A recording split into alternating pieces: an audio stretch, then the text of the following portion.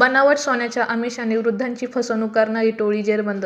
मंचर पोलिसांची धडाकेबाज कारवाई. वयोवृद्ध महिला व पुरुषांना बनावट सोन्याच्या बिस्किटांचे आमिष दाखवून फसवणूक करणाऱ्या परजिल्ह्यातील सराईत गुन्हेगारांच्या टोळीला मंचर पोलिसांनी अटक केली आहे. या कारवाईत तब्बल 3,93,193 रुपयांचा मुद्देमाल जप्त करण्यात आला आहे.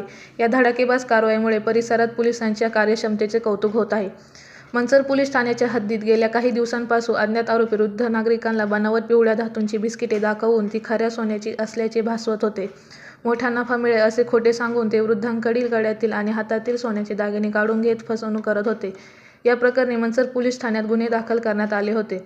या गुन्ह्याचे गांभीर्य लक्षात घेऊन पोलीस प्रमुख संदीप सिंह गिल, अप्पर पोलीस अधीक्षक रमेश चोपडे, पोलीस अधिकारी अमोल मांडवे यांच्या मार्गदर्शनाखाली वरिष्ठ पोलीस निरीक्षक श्रीकांत कंकाळ यांनी आणि त्यांच्या सहकाऱ्यांनी तपास सुरू केला.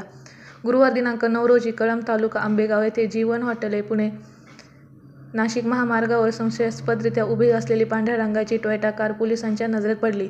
तपासादरम्यान कारमध्ये 6 संशयित आढळून आले. कसून चौकशीत त्यांनी गुन्ह्याची कबुली दिली. आरोपींची नावे अहिल्यानगर आणि बीड जिल्ह्यातील गणेश विनायक गायकवाड, बंडू लक्ष्मण जाधव, मनोहर भाऊसाहेब जाधव, खंडू बंडू जाधव, सतीश सस्तून पवार आणि सोमनाथ निवृत्ती फुंदे अशी अटक करण्यात आलेल्या आरोपींची नावे आहेत. तपासादरम्यान आरोपींकडून फसवणुकीत मिळवलेल्या सोन्याचे दागिने जप्त करण्यात आले. तसेच त्यांनी मंचर पोलीस ठाण्यात गुन्हा क्रमांक 419/2024 आणि 134/2025 मध्ये सहभाग असल्याची कबुली दिली आहे. या कारवाईत गुन्ह्यात वापरलेली 1 लाख रुपये किमतीची टोयोटा कार आणि 2,93,193 रुपये किमतीचे सोन्याचे दागिने जप्त करण्यात आले असून एकूण 3,93,193 रुपयांचा मुद्देमाल हस्तगत करण्यात आला आहे.